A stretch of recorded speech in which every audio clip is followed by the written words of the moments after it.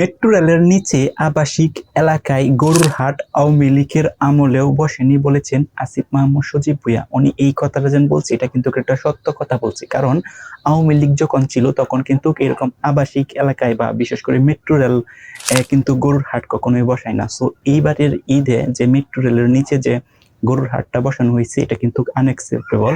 অর্থাৎ এরকম একটা ভিআইপি এরকম একটা সুন্দর জায়গার মধ্যে সেখানে হচ্ছে গরুর হাট বসানো হয়েছে। এটা কিন্তু সাধারণ মানুষরা কিন্তু অ্যাকসেপ্ট করছিল না। হ্যাঁ, কিছু কিছু সাধারণ মানুষ এটাকে কিন্তু অ্যাকসেপ্ট করছিল যে গরুর হাট এখানে যদি বসানো হয় তাহলে ওই এলাকার স্থানীয় যারা আছে বা ওই এলাকায় যারা বসবাস করে তাদের জন্য হয়তো ভালো, কারণ গরুর মাঠ বসবে, সেখানে হচ্ছে বেচা কিনা হবে। কিন্তু ওভারঅল দিন আপনি চিন্তা করে দেখেন তাহলে মেট্রো রেলটা কিন্তু একটা নিট অ্যান্ড ক্লিয়ার জায়গা এবং একটা সুন্দর জায়গা, সেখানে যে গরুর হাটটা বসানো হয়েছে এটা কিন্তু অ্যাকসেপ্টেবল না। সো গরুর হাট বসানোর জন্য কিন্তু এরকম আরো অসংখ্য প্লেস ছিল বা জায়গা ছিল, সেখানে যদি এই গরুর হাটগুলাকে বা বিশেষ করে ঈদের সময় যে গরুর হাটগুলা বসানো হয় সেখানে হচ্ছে জায়গার সংকটের কারণে বা ঈদের কারণে কিন্তু অনেক জায়গায় কিন্তু সরকার থেকে বা স্থানীয় লোকজন যারা আছে তারা কিন্তু উদ্যোগ নেয় এই গরুর হাট বসানোর জন্য।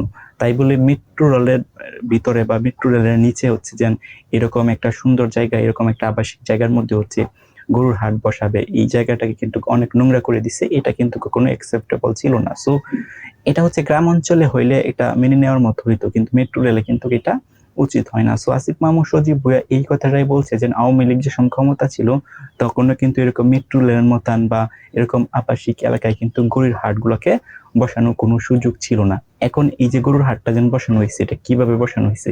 এটা কি গভর্নমেন্টের আদেশে না হচ্ছে স্থানীয় লোকের আদেশে? সো এরকম এটা হতে পারে গভর্নমেন্টের আদেশে, অথবা হতে পারে যারা স্থানীয় আছে তারা হয়তো গরুর হাটটা বসাই দিছে। কারণ দেখবেন বিভিন্ন জায়গার মধ্যে যে সময় ঈদ আসে তখন হচ্ছে যেখানে পড়া জায়গা থাকে বা খালি জায়গা থাকে সেখানে কিন্তু অনেক সময় স্থানীয় লোকজন যারা আছে তারাও কিন্তু একদিন বা 2 দিনের জন্য এই যে গরুর যে হাট বা বাজার যেটা বলেন সেখানে কিন্তু ব্যবস্থা করা হয় এবং মাইকিং করে। সো এটা হতে পারে গভর্নমেন্টের ইস্যু বা গভর্নমেন্টের থেকে অনুমতি নিয়ে।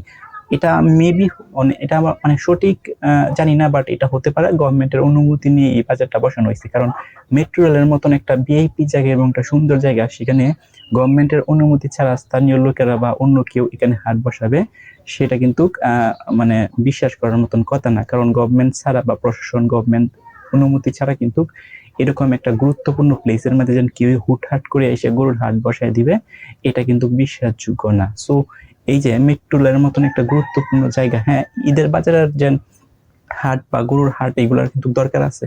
তাই বলে এরকম প্লেসে এরকম একটা গরুর হাট, এরকম যে গরুর হাটটা বসানো হয়েছে এরকম যে একটা ভিআইপি বা সুন্দর একটা প্লেসের মধ্যে। সো আপনাদের মতামত কি? এটা কি ভালো হয়েছে না খারাপ হয়েছে? আপনাদের মূল্যবান মতামত একটু কমেন্ট করে জানান।